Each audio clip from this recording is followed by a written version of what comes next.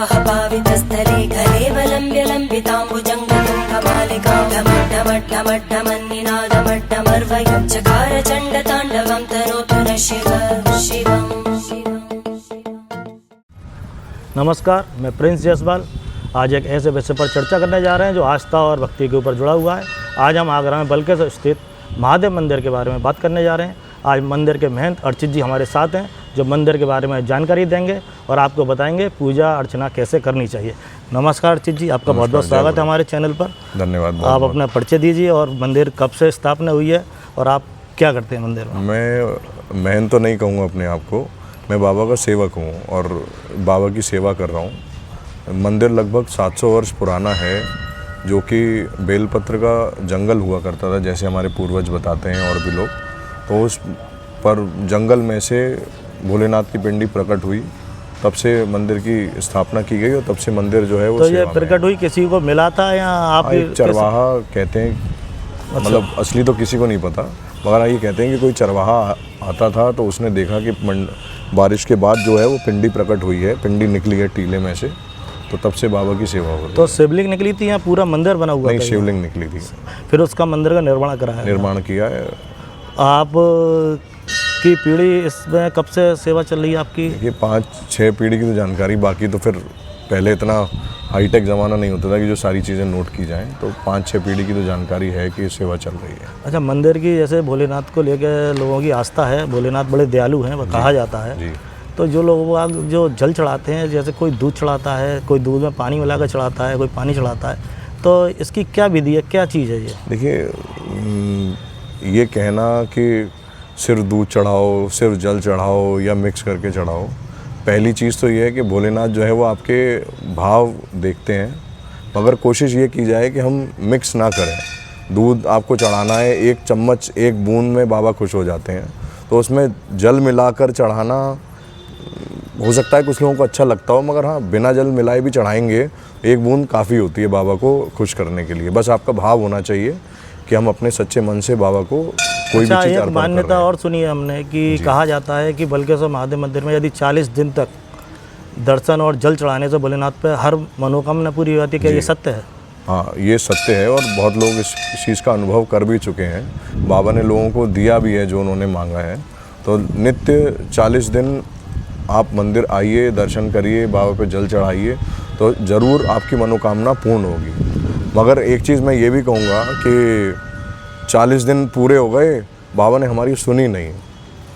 ये समझिए कि जब आपके माँ बाप, हो सकता है जो आप मांग रहे हो आपको आज के लिए सही लग रहा हो, आपके फ्यूचर के लिए, आने वाले समय के लिए वो सही ना हो, तो जब आपके माँ बाप आपको कोई गलत चीज़ नहीं देते तो भोलेनाथ कैसे दे देंगे?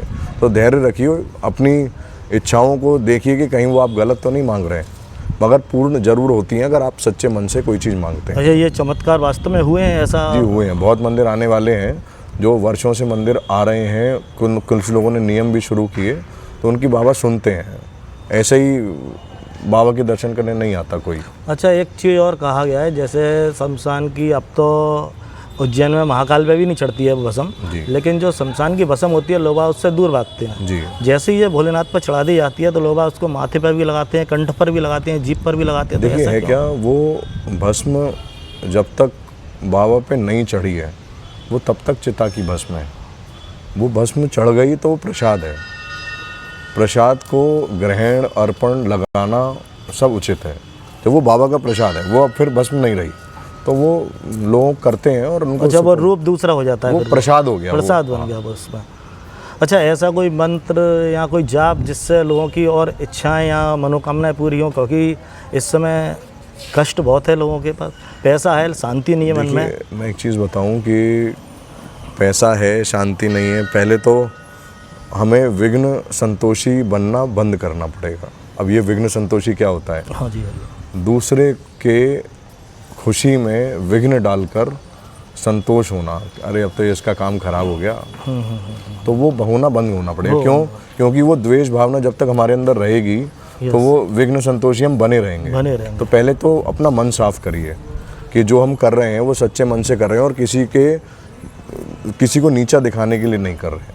अच्छा, दूसरी चीज़ रही मंत्र की बात, तो जो आप आसानी से बोल पाएँ, क्योंकि भोलेनाथ हमारे बहुत बोले हैं, जो आप आसानी से बोल पाएँ, ओम नमः शिवाय बोल लीजिए, सिर्फ ओम बोल लीजिए, जो आपको अच्छा लगे। मैं ये नहीं कहूँगा कि कोई मंत्र बोलिए, सब मंत्र भगवान के हैं, तो जो आपको इस आसानी से आप बोल पाएँ वो बोलिए। कुछ समय से मैं ये देख रहा हूँ कि हर भगवान के 108 नाम हर जगह लगाए जाते हैं, मैया के, भोलेनाथ के, तो लोग उस नामों को पढ़ते हैं। जी। लेकिन मेरा मानना ये था कि जैसे ओम नमः शिवाय का जाप जो करते हैं वो 108 कर लिया जाए या नाम पढ़े जाए, उसमें शक्ति ज़्यादा है। 108 ओम नमः शिवाय का जाप करते हैं उसमें शक्ति ज़्यादा नाम है। इसलिए लगाए जाते हैं कि व्यक्ति कुछ तो करे, क्योंकि लोग माला नहीं कर रहे। हाँ, ये कहा जाता है कि माला करिए घर पे, नहीं तो नाम जप करिए। नाम को जैसे नाम लगे हुए हैं 108 बार नाम पढ़ लिया, तो उससे क्या उनको महत्व मिलेगा या क्या उनको लाभ हो सकता है? देखिए, ओम नमः शिवाय कहिए या भोलेनाथ के नाम कहिए, जब हम माला करते हैं तो उसको क्या कहा जाता है? नाम जप। नाम जप। तो वो अगर हम 108 नाम भी पढ़ रहे हैं वो भी तो नाम जप ही है। अच्छा, अलग अलग तरीके से अलग अलग तरीके भक्ति से जोड़ने का तरीका है। चाहे वो आप 108 कोई मंत्र बोलें, चाहे 108 भगवान के नाम, आप भगवान के चरणों में अर्पण कर रहे हैं अपने आप को। मेरा ये मानना है। बाकी हो सकता है कि लोगों की अलग अलग भावना हो। अच्छा, एक आगरा को लेकर एक बात और सुनी गई है कि आगरा के चारों कोनों पे चारों महादेव बैठे हुए हैं, इसलिए कभी बाढ़ भूकंप वगैरह नहीं आता। क्या ये सत्य है? हाँ, ये कहा जाता है कि बाबा चारों ओर से आगरा की रक्षा करते हैं। और एक जानकारी और बढ़ाऊं आपकी जानकारी में कि हर भोलेनाथ के मंदिर के बीच में एक भैरवनाथ है।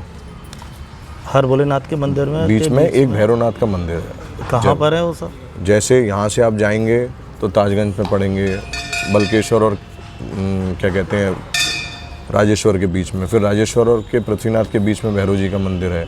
कैलाश और बल्केश्वर के बीच में भैरवनाथ का मंदिर है। तो एक स्टार की आकृति बनती है।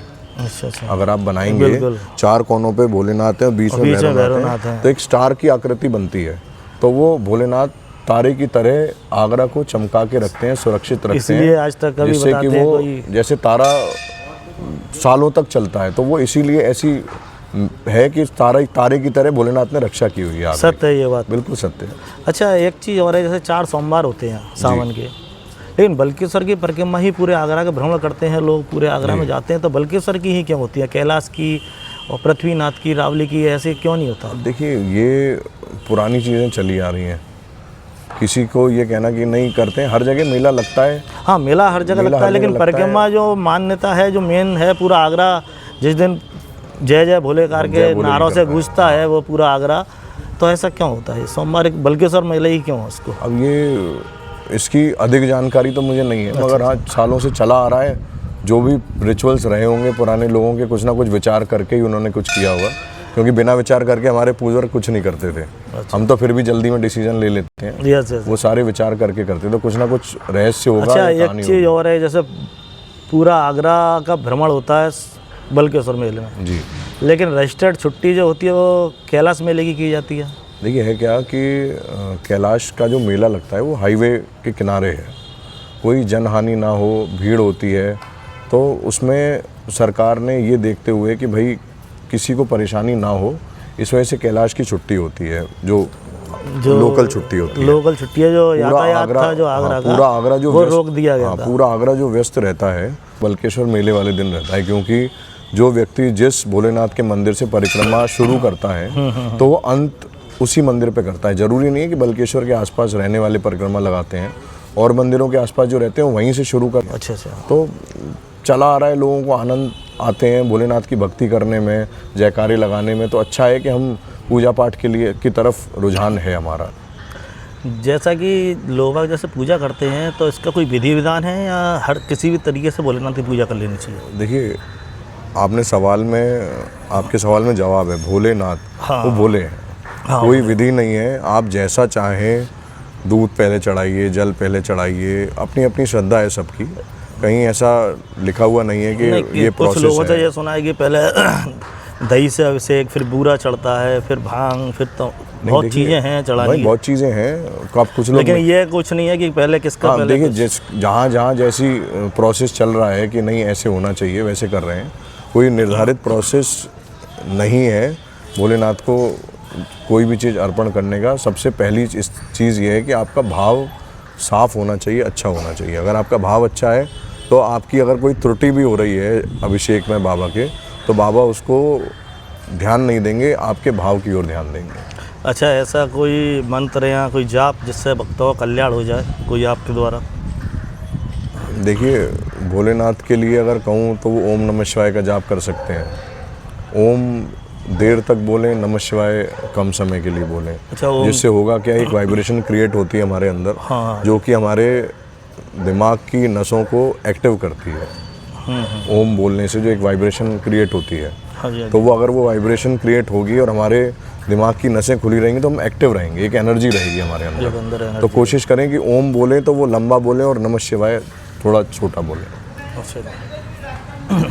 जैसा कि अर्चित जी ने हमारे को बल्केश्वर मंदिर की पूरी जानकारी दी, पूजा के बारे में बताया, भोलेनाथ की कई चीज़ों के बारे में बताया।